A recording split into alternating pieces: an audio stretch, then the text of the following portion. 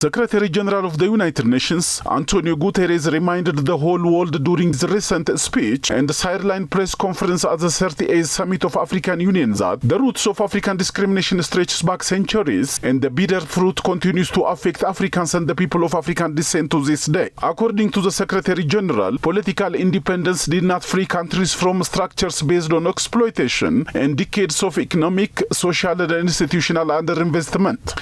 As a result, Africa must be compensated and the world order shall be reshuffled in honor of Africa, Guterres underlined. The world must never forget that Africa is the victim of two colossal and compounded injustices. First, the profound impact of colonialism and the transatlantic slave trade.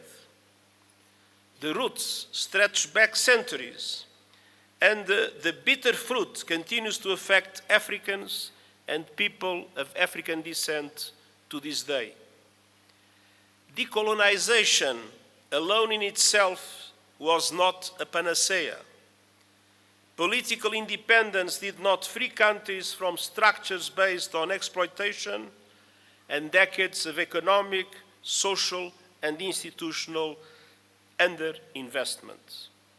It is high time for reparatory justice frameworks to be put in place. Second, Africa was under colonial domination when today's multilateral system was created, and that injustice endures. Look no further than the United Nations Security Council. There is no excuse that Africa still lacks permanent representation in the 21st century.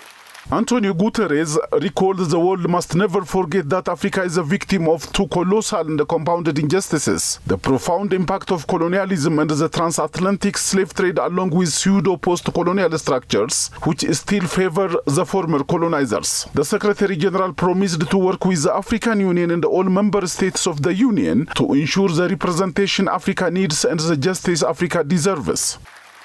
I will keep working with the African Union and all member states to ensure the representation Africa needs and the justice you deserve, including with two permanent members of the Security Council.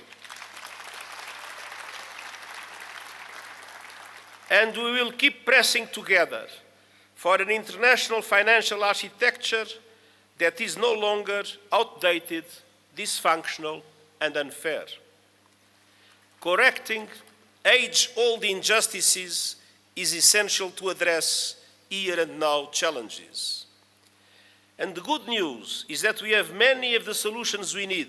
António Guterres said that United Nations, all together with African Union, will keep pressing together for an international financial architecture that is no longer outdated, dysfunctional, and unfair. Correcting age-old injustices is essential to address here and now challenges, he stressed.